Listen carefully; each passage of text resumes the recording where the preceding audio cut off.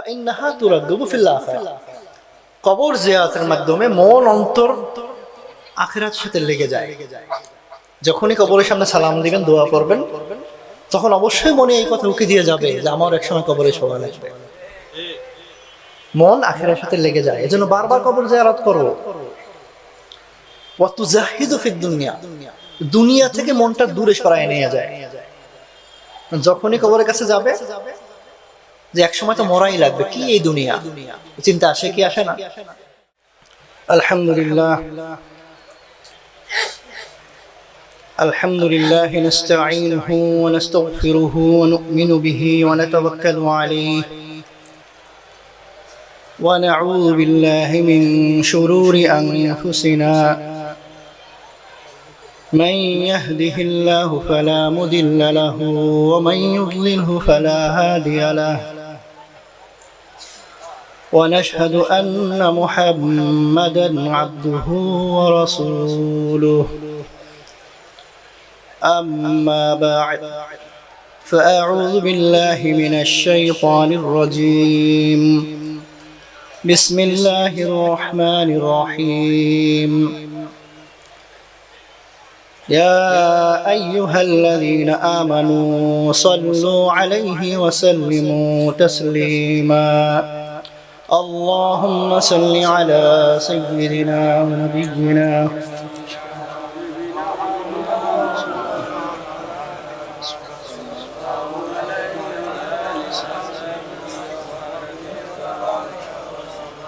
اللهم صل على سيدنا ونبينا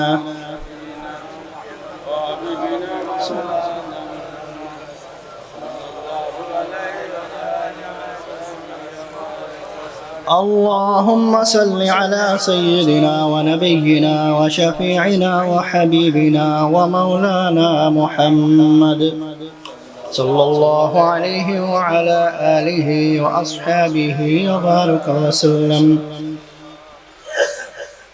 أعوذ بالله من الشيطان الرجيم. بسم الله الرحمن الرحيم. إن الذين آمنوا وعملوا الصالحات كانت لهم جنات الفردوس نزلا خالدين فيها لا يبغون عنها حولا. صدق الله العظيم. وقال رسول الله صلى الله عليه وسلم الدنيا سجن المؤمن وجنة الكافر. শুকরিয়া আদায় করছি মহান রব্বুল আলামিনের দরবারে, যেই রব্বে কারীম আমাদেরকে দুনিয়াবি বিভিন্ন কাজ থেকে ফারেক করে দ্বীনে মজলিসে আসার বসার তৌফিক দান করলেন। সেজন্য সেই দরবারে শুকরিয়া আদায় করতেছি, আলহামদুলিল্লাহ। কালামে পাকের মধ্যে মাওলা পাক রব্বুল আলামিন ঘোষণা করে বলেন, লা ইন শাকারতুম লা আযীদান্নাকুম ওয়া লা ইন কাফারতুম ইন্না আযাবী লাশাদীদ। যদি আমার নিয়ামত পাওয়ার পরে নিয়ামতের শুকরিয়া আদায় করো, তাহলে আমি মাওলা অবশ্যই অবশ্যই তোমাদের নিয়ামত আরো বাড়ায় দেব। আর যদি নিয়ামত পাওয়ার পরে নিয়ামতের শুকরিয়া আদায় না করো, তাহলে অবশ্যই আমার আযাব অত্যন্ত শক্ত। ভাইরা আমার, বন্ধুরা আমার, নিজের অন্তরের দিকে একবার তাকায় দেখেন। প্রতিটা সেকেন্ড, প্রতিটা মুহূর্ত মাওলা পাকের রহমতের সাগরে আমরা ডুবে আছি। এতে কি কোনো সন্দেহ আছে না? একটা ছোট্ট উদাহরণ দিই। আরো মজার বিষয় হলো, যে নেয়ামতটা যত বেশি দামি, সেই নেয়ামতটা অত বেশি সহজেই আমরা অর্জন করতে পারি। আর যে নেয়ামতটা তুলনামূলকভাবে কম দামি, সেইটার জন্য একটু কষ্ট করতে হয়। যেটা যত কম দামি, ওইটার জন্য অত কষ্ট বেশি করতে হয়। যেমন পানির অপর নাম জীবন, কথাটা জানেন কি জানেন না? কিন্তু পানি কি আপনি বসে থাকলেই পান না? হয়তো আপনাকে কলের কাছে যাইতে হবে, একটু কষ্ট করে কল চাপ দিতে হবে বা ট্যাপটা খুলতে হবে, একটু কষ্ট করবেন, পানি পাওয়া যাবে, পানি খাইতে পারবেন। পানি মাওলা পাকের নিয়ামত, কোনো সন্দেহ আছে না? কিন্তু এর চেয়েও বড় দামি নেয়ামত এই বাতাস। এইটার জন্য কয় জায়গায় গেছিলেন? নাকি যেখানে বসে থাকেন সেখানেই বাতাস পাইতে থাকেন? সবচেয়ে দামি নেয়ামত। পানি ছাড়া একদিনও বেঁচে থাকতে পারবেন, কয়েকদিন বেঁচে থাকতে পারবেন। বাতাস ছাড়া সবচেয়ে বেশি দরকার বাতাস, সবচেয়ে ফ্রি, সবচেয়ে সহজে পেয়ে গেছে। দেখেন, শুধু বাতাসের কথাই বলি, অন্যগুলো বাদ দেন আপাতত। একবার শ্বাস নিলেন, বাতাসের সাথে অক্সিজেন গেল, রক্ত চলল, শরীরের দূষিত রক্তের মধ্যে দূষণ আছে, সেগুলো আবার বাতাসের সাথে বের হয়ে গেল। পবিত্র বাতাস নিলেন, ভিতর থেকে দূষিত বাতাস ছাড়লেন। যদি অক্সিজেন নিতে না পারতেন, আপনি বাঁচতেন? তাহলে একবার নিয়ামত নিলেন শ্বাস নেওয়ার মাধ্যমে, কথা ঠিক না ঠিক? আরেকবার যখন শ্বাস ছাড়লেন, আপনার শরীরে দূষণ বের হয়ে গেছে, যদি ওই বিষটা বের করতে না পারতেন, আপনি বাঁচতেন? তার মানে শ্বাস ছাড়ার মাধ্যমে আরেকবার নিয়ামত গ্রহণ করলেন। তাহলে প্রতিদিন কয়বার শ্বাস নিছেন, কয়বার শ্বাস ছাড়ছেন, আমাকে বলেন তো, কে গুনে দেখছেন? কি গোনা সম্ভব নাকি? তাহলে মাওলা পাক বলছে একবার নিয়ামত গ্রহণ করবো তো একবার শুকরিয়া অন্তত আদায় করবো। তাহলে একবার শ্বাস নিছি, একবার আলহামদুলিল্লাহ বলা উচিত ছিল। একবার শ্বাস ছাড়ছি, একবার আলহামদুলিল্লাহ বলা উচিত ছিল। আমরা কি বলতে পারছি না? তাহলে মাওলা পাক যে বলছে অবশ্যই নিয়ামতের শুকরিয়া আদায় না করলে কঠিন শাস্তি আছে। মাওলার কালামে কোনো ভুল আছে না? আসার কথা হইল এই, মাওলা পাক বলছেন লা ইউকাল্লিফুল্লাহু নাফসান ইল্লা উসাহা, যা তোমার সাধ্যের বাইরে ওইটার হিসাব মাওলা পাক করবে না। কিন্তু যতক্ষণ পর্যন্ত আপনার সাধ্যে আছে, শুকরিয়া আদায় করতে হবে কি হবে না? কিন্তু সর্বদা সকল অবস্থায় মাওলা পাকের শুকরিয়া আদায় করতেই হবে। যতবার মাওলা পাকের শুকরিয়া আদায় করবেন, ততবার মাওলার কথাটা মনে পড়বে, মনে পড়বে একবার মাওলার কাছে ফিরে যাওয়াই লাগবে। ভাইরা আমার, আমি একখানা হাদিস আপনাদেরকে শুনাইছি। হাবিবে পাক সাল্লাল্লাহু আলাইহি ওয়াসাল্লাম বলতেছেন, আদ-দুনিয়া সিজনুল মুমিন ওয়া জান্নাতুল কাফির। এই দুনিয়াটা হলো মুমিনদের জন্য জেলখানা, আর কাফেরদের জন্য জান্নাত। ঠিক তো সবাই বলছেন, কারণ হুজুরে পাক বলছে, কোনো সন্দেহ নাই। সন্দেহ আছে না? কিন্তু কয়জন বুঝে ঠিক বলতে পারছি আমরা? একটু বোঝার চেষ্টা করি।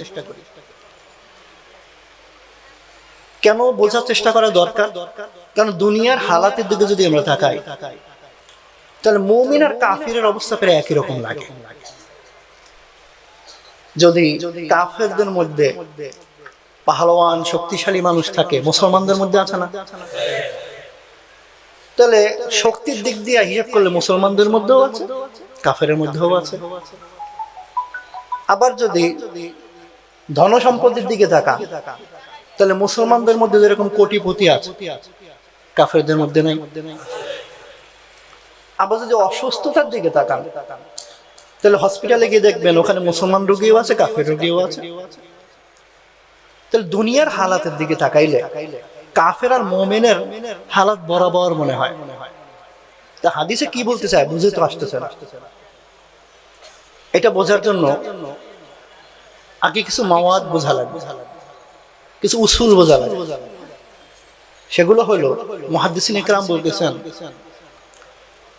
যে জান্নাত অর্থাৎ বাগান আর জেলখানা, এই দুইটারই প্রত্যেকের আলাদা আলাদা বৈশিষ্ট্য আছে। দুইটা করে বৈশিষ্ট্য আছে। জেলখানার বৈশিষ্ট্য দুইটার মধ্যে প্রথমটা হলো এই, জেলখানায় যে কয়েদি বসবাস করে, সেই কয়েদিকে অবশ্যই জেলখানার নিয়ম মেনে বসবাস করতে হয়। কথা ঠিক না? ঠিক না? যদি জেলারের দেওয়া আইন না মানে কয়েদি, তাহলে তার শাস্তি আইন আছে কি নাই? শাস্তি হয়। তো জেলখানার প্রথম বৈশিষ্ট্য কি? এখানে আপনাকে নিয়ম কানুন মেনে চলতে হবে। জেলখানার দ্বিতীয় বৈশিষ্ট্য হলো, জেলখানার মধ্যে যে কয়েদি একবার প্রবেশ করে, যত বছর সে জেলখানায় বসবাস করুক না কেন, ওই জেলখানায় তার মন টেকে না। কথা ঠিক না? ঠিক। এর জেলখানার দুইটা বৈশিষ্ট্য। আর জান্নাতেরও বা বাগানেরও দুইটা বৈশিষ্ট্য আছে। এক নম্বর বৈশিষ্ট্য হলো এই, জান্নাত বা বাগানের মধ্যে একজন মানুষ যখন প্রবেশ করে তখন সে কোথায় বসবে, কোন জায়গায় হাঁটবে, বাগানের মধ্যে শুয়ে থাকবে না বসে থাকবে, এই কোনো নিয়ম কানুন আছে নাকি? কোনো নিয়ম কানুন নাই, স্বাধীন। আর দ্বিতীয় বৈশিষ্ট্য হলো জান্নাতের মধ্যে যে ব্যক্তি প্রবেশ করে, সুন্দর একটা বাগানের মধ্যে যে ব্যক্তি প্রবেশ করে, সারাদিন ওখানে থাকতে ইচ্ছা করে, ভালোই লাগে ভালোই লাগে। দিন শেষ হয়ে যায়, বাসায় ফিরতে হবে, মনে চায় না, তবুও আসতে হয়, কিন্তু মনে চায় না। তাহলে জেলখানা দুইটা বৈশিষ্ট্য পাইলাম, জান্নাতে তো দুইটা বৈশিষ্ট্য পাইলাম। সবাই বুঝতে পারছেন তো? এবার কাফের আর মুমিনের জীবনের সাথে আমরা একটু বৈশিষ্ট্যগুলো মেলানোর চেষ্টা করি। একজন মুমিন এই দুনিয়ায় যখন বসবাস করে তখন তাকে অবশ্যই মাওলা পাকের দেওয়া নিয়ম অনুযায়ী চলতে হয়, নাকি নিজের ইচ্ছা মতো চলতে পারে, স্বাধীনভাবে চলতে পারে নাকি? একজন মুমিন চাইলে গরু গোশত খাইতে পারে, মাওলা পাক রব্বুল আলামিন অনুমতি দিয়েছেন তাই, কিন্তু শুকরের গোশত মুমিন খাইতে পারে নাকি? একজন মুমিন পানি খাইতে পারে, মাওলা পাক হালাল করছে, চাইলে মদ খাইতে পারে নাকি? পারে। একজন মুমিন চাইলে ব্যবসা করতে পারে হালাল, সুদ খাইতে পারে নাকি? একজন মুমিন রাসূল পাক সাল্লাল্লাহু আলাইহি ওয়াসাল্লামকে যে ভালোবাসে, সে কি সুন্নতি লেবাস রাখা অন্য লেবাস করতে পারে নাকি? এখানেও নিয়ম কানুন আছে, আছে কি নাই? নবী পাক সাল্লাল্লাহু আলাইহি ওয়াসাল্লামের দাইমি সুন্নাত, সব সময়ের সুন্নাত লম্বা দাড়ি রাখা। যেই মুমিন রাসূল পাক সাল্লাল্লাহু আলাইহি ওয়াসাল্লামকে ভালোবাসে, সে কি দাড়ি ছোট করতে পারে নাকি? আইন কানুন আছে কি নাই? আমাদের এখানে যে ভাইয়েরা উপস্থিত আছেন দাড়ি নাই, সেই ভাইদের কাছে অনুরোধ করব, আপনি যে পেয়ারে হাবিবে পাক সাল্লাল্লাহু আলাইহি ওয়াসাল্লামের উম্মত, তার আদর্শ অনুসরণ করবে ইনশাআল্লাহ। আমরা ওয়াদা করব তো ইনশাআল্লাহ। আল্লাহ আপনাদের সকলকে তৌফিক দান করুন। একজন মুমিন দুনিয়ায় চাইলেই যেভাবে ইচ্ছা সেভাবে চলাফেরা করতে পারে না। পক্ষান্তরে একজন কাফের, সে চাইলে গরু খাইতে পারে, চাইলে শুয়োরও খাইতে পারে, সে চাইলে আমিষ খাইতে পারে, চাইলে নিরামিষ খাইতে পারে, সে চাইলে পানি খাইতে পারে, সে চাইলে মদ খাইতে পারে, সে চাইলে ব্যবসা করতে পারে, সে চাইলে শুধু করতে পারে। পারে কি পারে না? স্বাধীনতা আছে কি নাই? এত বেশি স্বাধীন, এত বেশি স্বাধীনতা ভোগ করে যে অনেক সময় নবী আউলিয়াদের অন্তরের ভিতরেও অনেক সময় সন্দেহের সৃষ্টি হইতে পারে। যাতে এই সন্দেহের সৃষ্টি না হয়, সেজন্য মাওলা পাক কারীম রব্বুল আলামিন কালামে পাকের মধ্যে বলতেছেন, ওয়ালা ইয়াগুরুন্নাকা তাকাল্লুবুল্লাযীনা কাফারু ফিল বিলাদ মাতাউন কলিল সুম্মা মাওয়াহুম জাহান্নাম ওয়া বিসাল মিহাদ। হে নবী, আপনার অন্তরে কাফেরদের এই স্বাধীন চলাফেরা দেখে, তাদের তাকাল্লুব দেখে আপনার মধ্যে যেন কোনো ধরনের ধোঁকার সৃষ্টি না হয়। মাতাউন কলিল, অত্যন্ত ছোট অল্প সময়ের এই আনন্দ আয়েশ, সুম্মা মাওয়াহুম জাহান্নাম ওয়া বিসাল মিহাদ, এই সংক্ষিপ্ত আরাম আয়েশের পরে তাদের জন্য অপেক্ষা করছে জাহান্নাম, আর সেটা অত্যন্ত কঠিন খারাপ জায়গা। তো এই কথার মাধ্যমে, নবী পাকের মাধ্যমে আমাদের মুমিনরাও তো সতর্ক হওয়ার সুযোগ আছে নাকি? তা আমরাও যখন দেখব দুনিয়ায় কাফেররা যারা নাফরমান, এরা এই স্বাধীনতা ভোগ করে, ওই স্বাধীনতা ভোগ করে, তখন ভাববেন যে খুদ নবীদের মধ্যে যেন সন্দেহ না আসে, সেজন্য মাওলা পাক এইভাবে সতর্ক করেছেন। অতএব আমাদের অত ভয় পাওয়ার কিছু নাই, মাওলা পাক ভরসা। এই জন্য ভাইরা আমার, কাফেররা তার জিন্দেগিতে আরাম আয়েশের ক্ষণিকের জিন্দেগি ভোগ করে। আর মাওলা পাক তো বলেই দিয়েছেন যে আমি তোমার কাছে, তোমাদের কাছে দ্বীনে হক দিয়ে দিয়েছি, ফামান শাআ ফালইয়াকফুর ওয়া মান শাআ ফালইউমিন, যে তোমাদের সামনে দ্বীনে হক রাখছি আমি। এখন তোমাদের মধ্যে যার মনে চায় সে কুফরি করো, যার মনে চায় সে মুমিন ঈমান আনো। ইন্না আ'তাদনা লিয-যালিমিনা সাঈরা, স্বাধীনতা তো আছে, কিন্তু জেনে রাখো যে জালিম, যে সীমা লঙ্ঘন করবে, তার জন্য কিন্তু জাহান্নাম প্রস্তুত হয়ে আছে। এই দুনিয়া পরীক্ষার হল। পরীক্ষার হলের মধ্যে আপনার স্বাধীনতা আছে, চাইলে খাতায় লিখতেও পারবেন, চাইলে খালি খাতাও জমা দিতে পারবেন, কেউ কিছু বলবে নাকি আপনার। কিন্তু রেজাল্টের সময় তখন দেখা হবে খালি খাতা ছিল না ভরা খাতা ছিল। তো মোমেনদের জিন্দেগি এই দুনিয়ায় সবসময় পাবন্দির ভিতরে, এই নিয়ম সেই নিয়ম, এই মানা ওই মানা, 5 ওয়াক্ত নামাজ, শীতের দিনে ফজর সময় করা কঠিন কাজ, এগুলো মেনে মেনে কষ্ট করে অল্প জিন্দেগি পার হয়ে জান্নাতুল ফিরদাউস। আর কাফেরদের এই দুনিয়াবি অল্প আরামায়েশের বিনিময়ে ইন্না আ'তাদনা লিয-যালিমিনা সাঈরা। আর এইটা কেন একজন মুমিন আর একজন কাফের, এটা কেন ঘটে? একজন মুমিন কেন কষ্ট করতে হয়, একজন কাফেরকে কষ্ট করতে হয় না? কারণ কি? কারণ যখন আলমে আরওয়াহের মধ্যে মাওলা পাক রব্বুল আলামিন মানুষের রূহ সৃষ্টি করেছিলেন, তখন আল্লাহ পাক জিজ্ঞেস করছিলেন, আলাস্তু বিরাব্বিকুম, আমি কি তোমাদের প্রভু নই? তখন সকল রূহ একসাথে বলছিল ক্বালু বালা, অবশ্যই আপনি আমাদের প্রভু। ওই যে ওয়াদা করছিলাম আমরা সবাই ওয়াদা করছি মাওলা পাকের কাছে যে আপনি আমাদের রব। যখন দুনিয়া আমাদের জন্ম হয়েছে, আমরা ঈমান আনছি, ঈমান অনুযায়ী আমল করা শুরু করেছি, তখন মানে ওই ওয়াদার সাথে আমরা ঠিক রাখলাম, ওয়াদাটা জারি রাখছি, ধারাবাহিকভাবে ঠিক রাখছি। যেহেতু ওয়াদা করছি মাওলা পাকের কাছে, এই জন্য আমাদেরকে মাওলা পাকের ওয়াদা অনুযায়ী আমল করতে হবে। আর একজন কাফির রূহ যখন এই দুনিয়ায় আসে, কোন জিসিমের মধ্যে প্রবেশ করে, তখন সে যেহেতু আমল করা শুরু করে নাই, এই জন্য তার ওয়াদাটাও স্থগিত থাকে। একটা উদাহরণ দিলে ভালো বুঝবেন। একজন মুমিন মুসলমান, জন্মগতভাবে মুসলমান, বাবা মা মুসলমান, সে নিজেও দাবি করে মুসলমান, কিন্তু কোনোদিন পশ্চিম দিকে ফিরে সেজদা দিয়ে দেখে নাই, কোনোদিন রোজার সময় একদিন রোজা রেখে দেখে নাই, যাকাত দিয়ে দেখে নাই। এই মুমিন 30-40 বছর পার হয়ে গেছে, হয়তো তাবলীগে গেছে, অথবা চরমনায় গেছে, অথবা কোনো ভালো আলেমের সংস্পর্শে আসছে, যেভাবেই হোক সে দ্বীনের বুঝ পাইছে। এখন সে আমল শুরু করছে। এখন প্রশ্ন হলো এই যে ওই যে 30 বছর পর্যন্ত সে কোনো আমল করে নাই, নামাজ পড়ে নাই, রোজা রাখে নাই, যাকাত দেয় নাই, এই ব্যক্তিকে ওই 30 বছরের বালেগ হওয়ার পর থেকে সকল আমল কি আবার কাজা করতে হবে? ফুকাহায়ে কেরাম বলতেছে অবশ্যই তাকে কাজা করতে হবে। সকল নামাজ, সকল রোজা, সকল যাকাত আবার সব হিসেব করে দেওয়া লাগবে। কিন্তু একজন অন্য ধর্মের মানুষ যে মুসলমান নয়, সে 40 বছর বয়সে এসে ইসলাম গ্রহণ করছে। প্রশ্ন হলো, এই যে 40 বছর পর্যন্ত সে নামাজ পড়ে নাই, রোজা রাখে নাই, তার কি 40 বছরে নামাজ পড়তে হবে নাকি? পড়তে হবে না।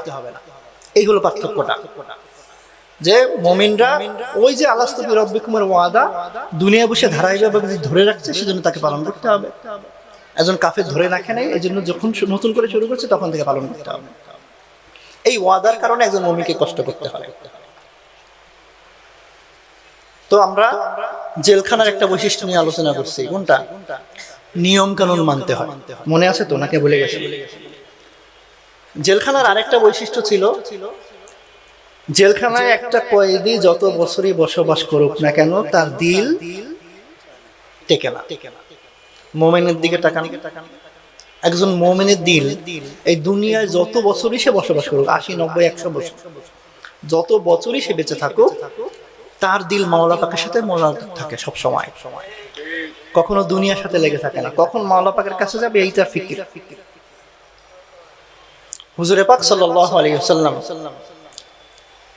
যখন মরজে মউতের সময় ইন্তেকাল করবেন, তার আগ মুহূর্তের ঘটনা আমরা জানি, বিস্তারিত লম্বা করব না। সর্বশেষ তার মুখ থেকে যে শব্দটা বের হয়েছিল, সেই শব্দটা ছিল আল্লাহুম্মা রাফিকাল আলা, আল্লাহুম্মা রাফিকাল আলা, হে আমার সর্বশ্রেষ্ঠ বন্ধু। দুনিয়া থেকে বিদায় নিতেছে, 63টা বছর বসবাস করলেন। আমরা তো 2 দিন কারো বাসায় মেহমান হয়ে থাকলে ওখান থেকে আসতে খারাপ লাগে, লাগে কি লাগে না?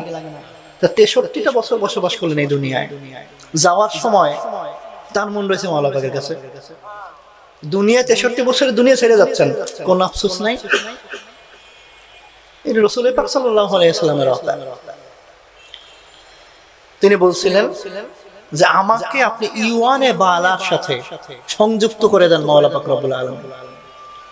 ইওয়ানে বালা হলো সর্বমুকাররব ফেরেশতা, সবচেয়ে কাছের ফেরেশতা মাওলা পাক, মালাই আলা বলা হয়। এটা 3 শ্রেণীর রূহ। কয় শ্রেণীর? একটা হলো মালায়েকা মুকাররাবা, মাওলা পাকের সবচেয়ে কাছের ফেরেশতা। দ্বিতীয় শ্রেণী হলো আম্বিয়ায়ে কেরাম। তৃতীয় শ্রেণী হলো সালেহিন, সালেহিন বান্দা। হুজুর পাক সাল্লাল্লাহু আলাইহি ওয়াসাল্লাম কামনা করতেছেন যে আমাকে ইওয়ানে বালার অন্তর্ভুক্ত করে দেন, এই 3 শ্রেণীর যে কোনো এক শ্রেণী বানায় দেন। আচ্ছা, হুজুর পাক সাল্লাল্লাহু আলাইহি ওয়াসাল্লাম জান্নাতের ব্যাপারে কোনো সন্দেহ আছে না? উনি যে দুনিয়ার সর্বশ্রেষ্ঠ মানব, এতে কোনো সন্দেহ আছে না? উনি নিজেও জানতেন, উনি নিজেও জানতেন, তবুও কেন এই আবেদন করলেন? দেখবেন আপনারা যখন উদাহরণস্বরূপ একটা বিয়ার মজলিসে আয়োজন করছেন, মেহমান আসবে, বিভিন্ন জনকে বিভিন্ন দায়িত্ব দিয়ে রাখছেন, একজনকে রান্না বান্নার কাজে, একজনকে মেহমান কোথায় বসাবে, এই দায়িত্ব, বিভিন্ন দায়িত্ব দিয়ে রাখি না আমরা। আপনি একবার বাবুর্চিখানে গিয়ে খোঁজ নিলে, এই ঠিক মতো রান্না হচ্ছে তো, কোনো সমস্যা নাই তো, খোঁজ নেন কিনেন না? আরেকজনের যে দায়িত্ব দিয়েছেন তাকে সেই খোঁজ নেন কিনেন না? একবার দেখছেন, আবারও যান, আপনি তো জানেন ঠিক মতো চলতেছে, আবার খোঁজ নেওয়ার দরকারটা কি? প্রচন্ড আগ্রহের কারণে আপনি চান যে আপনি মেহমানদের সামনে অপমানিত না হন, এজন্য বেশি আগ্রহ থাকার কারণে জানেন তবুও করেন। এখন চিন্তা করে দেখেন যে নবী পাক সাল্লাল্লাহু আলাইহি ওয়াসাল্লাম সবকিছু জানতেন তবুও আগ্রহ প্রকাশ করতেন, কতখানি আগ্রহ ছিল মাওলা পাকের সাথে মেলা। একবার চিন্তা করে দেখেন, সাহাবায়ে কেরামের জিন্দেগির দিকে তাকাইলে দেখব, সাহাবায়ে কেরাম যখন জিহাদের ময়দানে যুদ্ধ করতেন, শের আবৃত্তি করতেন, গাদান নালকিল আহিব্বাহ মুহাম্মাদান ওয়া হিজবাহ, আজ জিহাদ করতেছি, শহীদ হয়ে যাব, কাল মুহাম্মদ সাল্লাল্লাহু আলাইহি ওয়াসাল্লাম সহ তার সাথীদের সাথে মিলিত হয়ে যাব। দুনিয়ায় অনেক বছর বাঁচাবাঁচি চলছে, অথচ দুনিয়া ছাড়ার ব্যাপারে কোনো টেনশনই নাই তাদের। এই ছিল রাসূল পাক সাহাবাদের জিন্দেগি। আর শরীয়ত বলে, এদিকেই উদ্বুদ্ধ করে। হাদিসে পাকের মধ্যে আসছে, কুনতু নাহাইতুকুম আন জিয়ারাতিল কুবুর আলা ফাজুরুহা ফাইন্নাহা তুরাদ্দু ফিল আখিরাহ ওয়া তুজাহহিজু ফিদ দুনিয়া, আও কামা ক্বালা আলাইহিস সালাতু ওয়াস সালাম। হুজুর পাক সাল্লাল্লাহু আলাইহি ওয়াসাল্লাম বলতেছেন যে এক সময় তোমাদেরকে আমি কবর জিয়ারত করতে নিষেধ করেছিলাম, কিন্তু এখন থেকে তোমরা কবর জিয়ারত করতে থাকো। কেন? 2 কারণে করবা। এক কারণ হলো ফাইন্নাহা তুরাদ্দু ফিল আখিরাহ, কবর জিয়ারতের মাধ্যমে মন অন্তর আখিরাতের সাথে লেগে যায়। যখনই কবরের সামনে সালাম দিবেন, দোয়া করবেন, তখন অবশ্যই মনে এই কথা উকি দিয়ে যাবে যে আমার এক সময় কবরে সওয়াল আসবে। মন আখিরাতের সাথে লেগে যায়, এজন্য বারবার কবর জিয়ারত করো। ওয়া তুজাহিদু ফিদ দুনিয়া, দুনিয়া থেকে মনটা দূরে সরায় নিয়ে যায়। যখনই কবরের কাছে যাবে যে এক সময় তো মরাই লাগবে, কি এই দুনিয়া, চিন্তা আসে কি আসে না? এজন্য বেশি বেশি কবর জিয়ারত করে, এই জন্য যাতে মন আখিরাতের সাথে লাগে, দুনিয়া থেকে মন ছুটে যায়। এটাই মুমিনের চরিত্র হওয়া উচিত। নিজের মনকে প্রশ্ন করেন যে মাওলা পাকের কাছে মিলিত হওয়ার মতো আমল আমরা করতে পারছি নাকি মাওলা পাকের কাছে মওতকে ভয় পাইতেছি? নিজের অন্তরকে জিজ্ঞেস করলে প্রশ্ন উত্তর পেয়ে যাবেন যে মৃত্যুর জন্য প্রস্তুত আছি নাকি মৃত্যুকে ভয় পাইতেছি। যে যতখানি মৃত্যুকে ভয় পান, মনে রাখবেন সে মাওলা পাকের কাছ থেকে কতখানি দূরে আছে।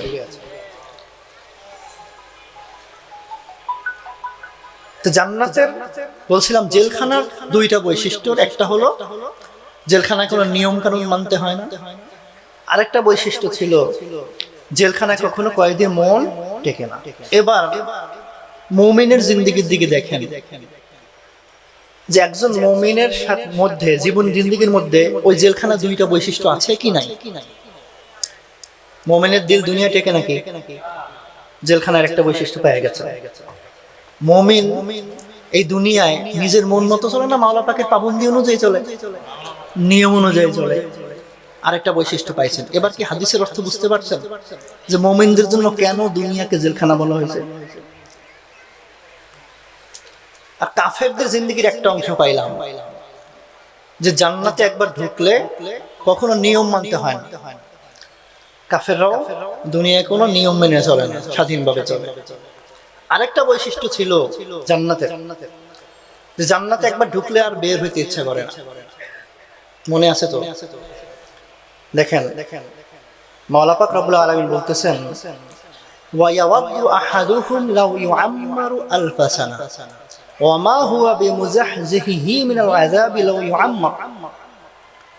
এই কাফেররা দুনিয়ায় এত বেশি সময় বেঁচে থাকতে চায় যে তারা আশা করে যদি সে 1000 বছর বেঁচে থাকতে পারত। মাওলা পাক বলতেছেন, ওয়া মা হুয়া বিমুজাহজিহি মিনাল আযাব। ধরে নিলাম যে কাফেরকে 1000 বছর জিন্দেগি দেওয়া হয়েছে, সে কি আযাব থেকে মুক্ত পাবে নাকি? 1000 বছর পর তো তার মরা লাগবে। লাউ ইউআম্মার, যদিও 1000 বছর তাকে জিন্দেগি দেওয়া হয়, তবু আযাব থেকে কাফেরের মুক্তি। আর 1000 বছর মাওলা পাকের কাছে কেমন? ওয়া ইন্না ইয়াওমান ইনদা রাব্বিকা কাআলফি সানাতিন মিম্মা তাউদ্দুন। যে মাওলা পাকের কাছে 1000 বছর সমান সমান একদিন। কয়দিন? একটা উদাহরণ দিই। এই দুনিয়া যখন সৃষ্টি হয়েছিল,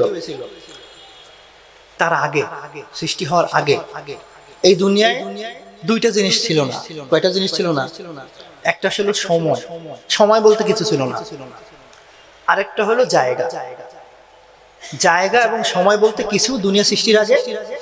দুনিয়া সৃষ্টি হওয়ার পর দুইটা জিনিস আসছে। যখন মানুষ এই দুনিয়া ছেড়ে আখিরাতে যাবে, তখন কি আবার দুইটা জিনিস থাকবে নাকি?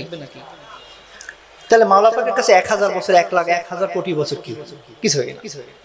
আমাদের জিন্দেগির দিকে উদাহরণ দিয়ে দেখাই যে একজন বয়স্ক ব্যক্তি,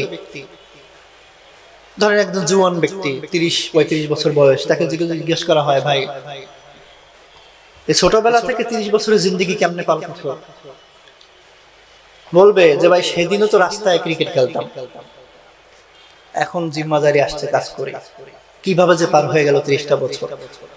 বলে কি বলে না? যদি মধ্যবয়স্ক কাউকে জিজ্ঞেস করেন, সে বলবে মনে হয় যে একটা ঝড় আসলো, লন্ডভন্ড হয়ে গেল, একটু সময়ের মধ্যে বুড়ো হয়ে গেছি আমি।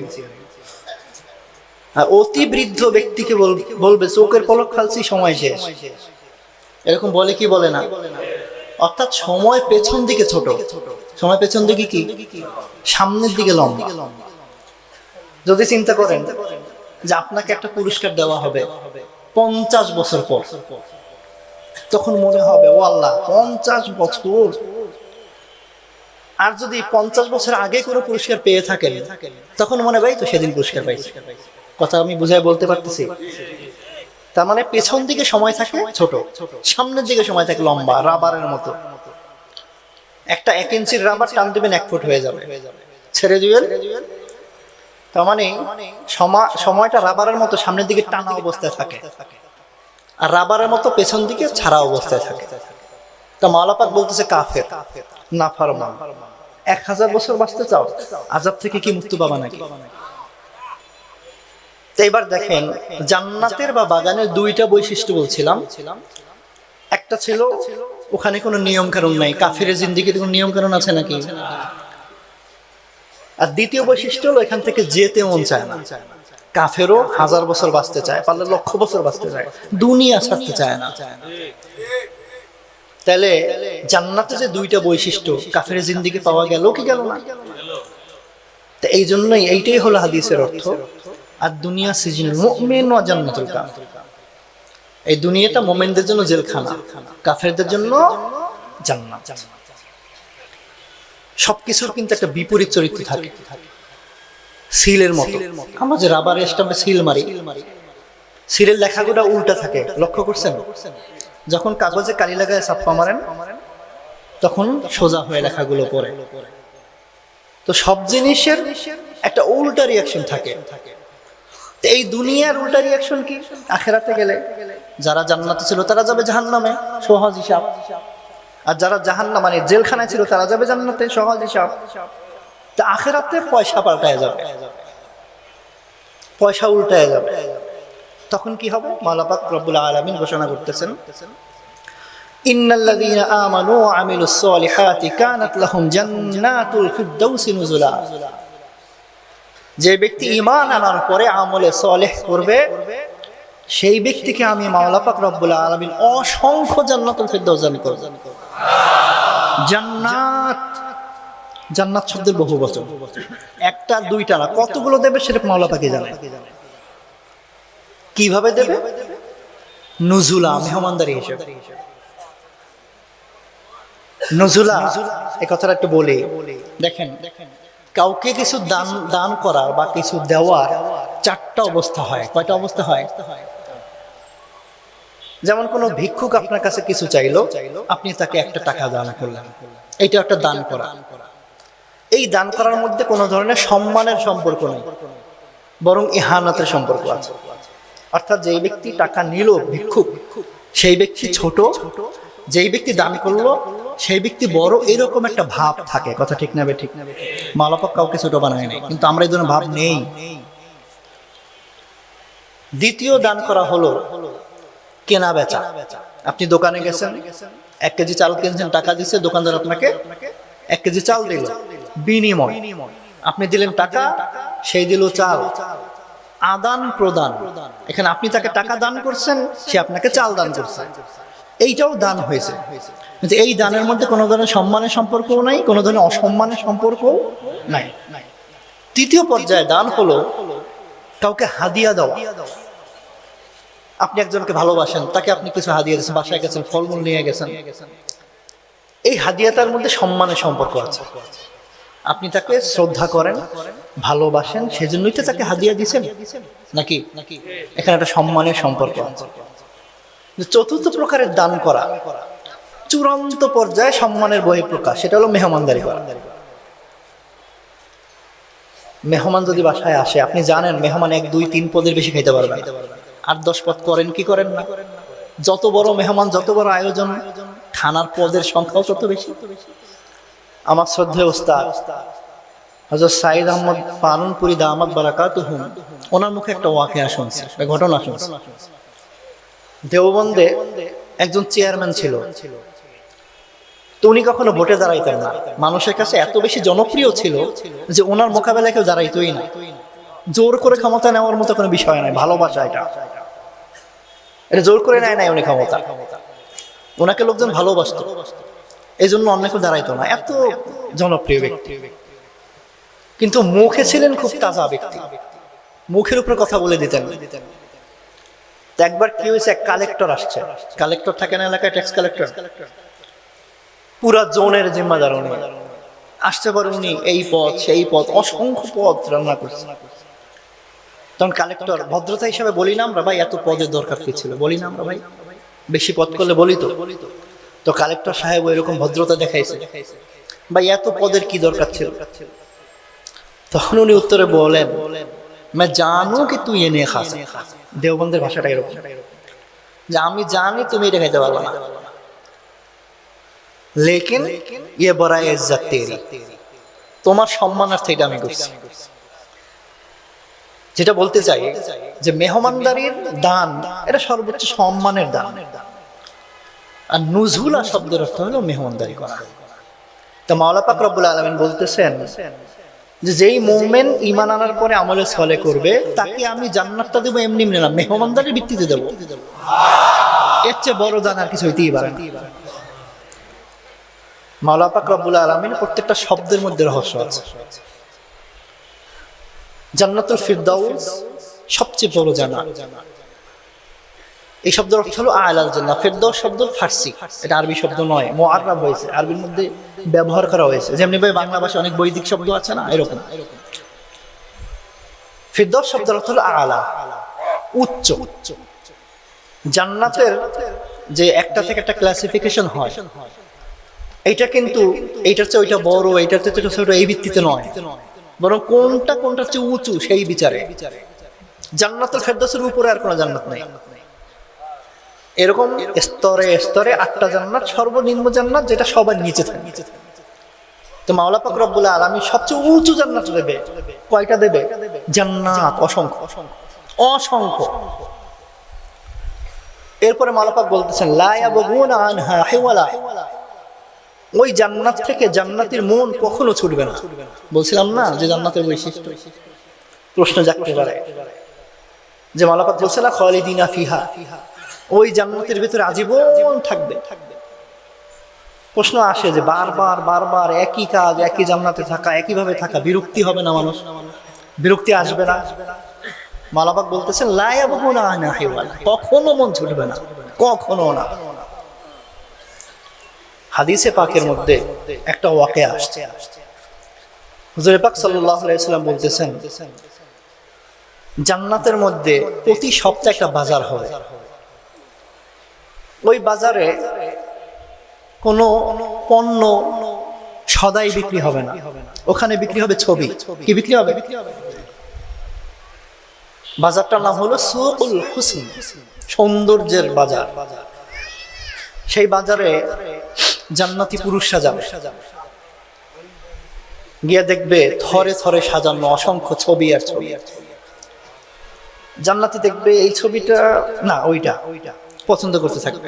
তার যেটা ভালো লাগবে মাওলা পাক রব্বুল আলামিন সাথে সাথে তার চেহারাটা ওরকম বানিয়ে দেবে। সুবহানাল্লাহ, আসতে বলতে হয় কেন? এইভাবে আসবে বাসায়, জান্নাতে ফেরত আসবেন নিজের ফ্যামিলির কাছে। এসে দেখবে যেই স্ত্রীর সাথে মুখোমুখি হবে দুইজন একসাথে সুবহানাল্লাহ বলবেন।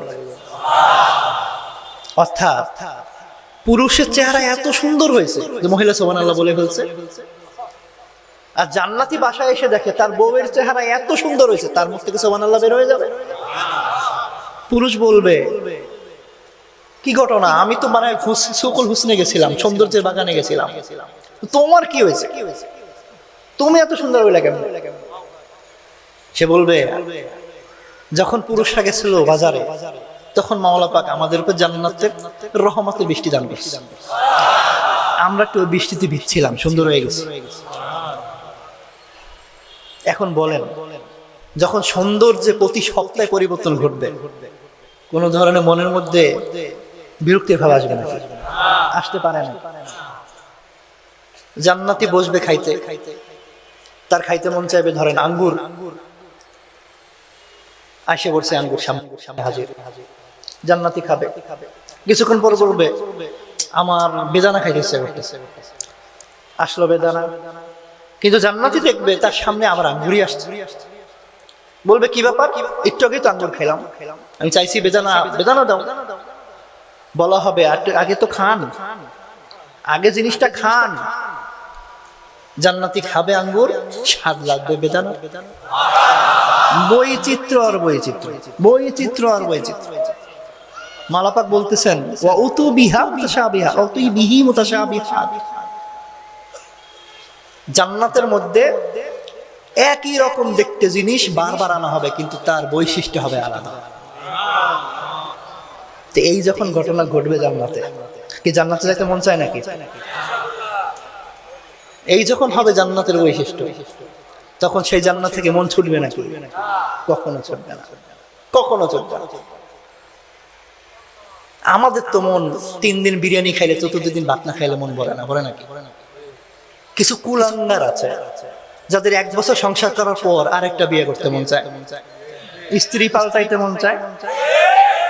মাওলা পাকের রহমত নেই। মাওলা পাক বলতেছেন কালামে পাকের মধ্যে ওয়া জাআলা বাইনাহুমা মাওয়াদ্দাতাও ওয়া রাহমা, আমি স্বামী স্ত্রীর ভিতরে মুহাব্বত এবং উদ সৃষ্টি করে দিয়েছি।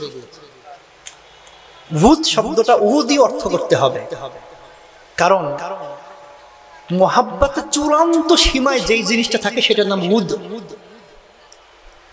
মাওলা পাক স্বামী স্ত্রীর মধ্যে উদ দান করবেন, মুহাব্বতের চূড়ান্তটা দান করবেন। দুনিয়ার কথা বলতেছে। ওয়া রাহমা, এবং রহমত দান করবেন। যেখানে উদ আর রহমত থাকবে সেখানে কোনোদিন একজনের কাছ থেকে আরেকজনের মন ছুটতে পারেন, একজনের কাছ থেকে রুচি অন্যদিকে যেতে পারে। মনে করবেন নিঃসন্দেহে মাওলা পাকের রহমত থেকে দূরে সরে আছে। তওবা করেন, ফেরত আসেন, দুনিয়া শান্তি পাবেন ইনশাআল্লাহ। তো বলছিলাম সিলের মতো ওই যে ছাপা উল্টা হয়ে যাবে। তো জান্নাতের অবস্থা তো এই, যারা দুনিয়া জেলখানায় ছিল তারা ওখানে গিয়ে জান্নাত, আর যারা এখানে ছিল জান্নাতে তাদের অবস্থা কি হবে? জাহান্নামে প্রবেশ করবে, আযাব হইতে থাকবে, চামড়া গলতে থাকবে, নতুন চামড়া লাগানো হইতে থাকবে, মরবেও না বাঁচবেও না, মরবেও না বাঁচবেও না, জীবনমুক্ত হয়ে থাকে, কাঁদবে, চিল্লাবে, জাহান্নাম থেকে বের হইতে পারবে না। আলাইহা তিসআত আশার, 19টা থাকবে দারোগা, 19 জন কি থাকবে? পাহারা দিয়ে রাখবে সবকিছু। চিল্লাবে, এক পর্যায়ে বলবে, মাওলা পাক আমাদেরকে আরেকবার দুনিয়া যাওয়ার সুযোগ করে দেন, আর একটা বার দুনিয়া যাওয়ার সুযোগ করে দেন। ফাইন উদনা ফাইন্না যালিমুন, রব্বানা আখরিজনা মিনহা ফাইন উদনা ফাইন্না যালিমুন। রব্বুল আলামিন একবার এই জাহান্নাম থেকে বের করেন, দুনিয়ায় পাঠান। দুনিয়া থেকে যদি আবার আমরা বদামল করে জাহান্নামে আসি তাহলে আমরা জালিম, আবার তখন আজীবন শাস্তি দিয়েন। একটা বার সুযোগ দান করেন। জাহান্নামীরা চিল্লাবে, জাহান্নামীরা চিল্লাবে। মাওলা পাক বলবেন, ইন্নাহা কালিমাতুন হুয়া কাইলুহা, যে ওই জাহান্নামীদের চিৎকার, দুনিয়া আবার ফেরত যাওয়ার আবেদন, এটা একটা কথার কথা। এই কথার কোনো ভিত্তিই নেই। কেন? একবার চিন্তা করে দেখেন, জাহান্নামীকে যখন দুনিয়ায় ফেরত পাঠানো হয়, ওয়ালাউ ফরজান, ধরে নেন যে জাহান্নামীকে দুনিয়ায় ফেরত পাঠানো হলো, তাহলে জাহান্নামের স্মৃতি, শাস্তির স্মৃতি তার মনে থাকবে অথবা থাকবে না, দুইটার একটা অবস্থা তো হবে নাকি? যদি জাহান্নামের স্মৃতি মনে রাখা অবস্থায় দুনিয়ায় মাওলা পাক পাঠান, তাহলে ওই জাহান্নামী কোনোদিন কি জাহান্নামের কাজের কাছে যেতে পারবে নাকি ওই স্মৃতি মনে থাকা অবস্থায়? অথচ মাওলা পাক এই দুনিয়া সৃষ্টি করছেন পরীক্ষার জন্য। তাহলে যার সামনে জাহান্নামের ভয়াবহ উদাহরণ স্মৃতিগুলো থাকবে, তার আর কোনো পরীক্ষার অবকাশ থাকে না। তাহলে পাঠাইতে হবে কিভাবে? স্মৃতি ভুলাই দিয়া। একটা সূরাতই থাকে। আমাকে বলেন, কুকুরের লাশ কি সোজা হয় নাকি? স্মৃতি ভুলাই দেয়া যদি ওই পাপিষ্টকে আবার দুনিয়া পাঠানো হবে, তো আবার আকাম করবে। তাহলে দুনিয়ায় আবার জাহান্নামে ফেরত পাঠালে লাভটা কি? কোনো লাভ নেই। এই জন্য মাওলা পাক বলবে, ইন্নাহা হুয়া কালিমাতুন কাইলুহা। এরপরে জাহান্নামী যখন এই আবেদন থেকে হতাশ হবে, তখন তারা বলবে, রব্বুল আলামিন আমাদেরকে নিস্ত নাবুদ করে দেন, আমাদেরকে নাই বানায় দেন, নাই। আল্লাহ কোনো উত্তর দেবে না। 1000 বছর পার হয়ে যাবে। ওই যে জাহান্নামের দারোগা, সবচেয়ে বস, যে জাহান্নামের মালিক, ওনার মাধ্যমে মাওলা পাক রব্বুল আলামিন বলবেন, ইন্নাকুম মাকিসুন, তোরা এখানে থাকবি। এজন্য ভাইয়েরা আমার, বোনেরা আমার, যারা আমার কথাগুলো শুনছেন, এগুলো শুধু আপনাদের উদ্দেশ্যেই বলছি না, আমার নিজের জন্য বলছি। এই দুনিয়ার ক্ষণিকের জিন্দেগির জন্য আখিরাতের অনন্ত শান্তি কে ছাড়তে চায়? সে কি মানুষ? সে কি মানুষ হইতে পারে? সে তো পশু হয়ে গেল। একটা পশুকে যদি বলা হয়, বাবা পরের খেতে ধান খাইস না, বাসায় যা, তোরে গরম পানি দিয়ে খড়ি দিয়ে মাখায় দেবো। গরু কি ধান খাবে না ভুসি খেতে যাবে বাড়িতে? কারণ ওর চোখের সামনে ধান, ও তো ধান খাবে। আর একজন মানুষকে যদি বলা হয়, ভাই এই কলের পানি খায় না, আর্সেনিক আছে, 1 মাইল কষ্ট করে হেঁটে যান, ওখানে সবুজ কল আছে, পরিষ্কার পানি আছে, জীবাণুমুক্ত পানি আছে, ওইটা খায়। মানুষ কি করবে? তার পিপাসা লাগছে, সেজন্য লাল পানি খাবে নাকি? সে সবুজ পানি খাবে। তো ভাইয়েরা আমার, মানুষ হন, গরু হয়ে না। গরু সামনে যা পায় তা খাবে, আর মানুষ কোনটা তার জন্য মঙ্গল সেটা করবে। এজন্য আখিরাতে চূড়ান্ত জিন্দেগির জন্য এই দুনিয়ার জিন্দেগি আমরা ত্যাগ করব, দুনিয়ার জিন্দেগিতে আমরা আল্লাহ পাকের নিয়ম মেনে চলবো, এই ওয়াদার সাথে, এই কামনার সাথে আমি আমার আলোচনা শেষ করতেছি। আসসালামু আলাইকুম ওয়া রাহমাতুল্লাহি ওয়া বারাকাতুহু।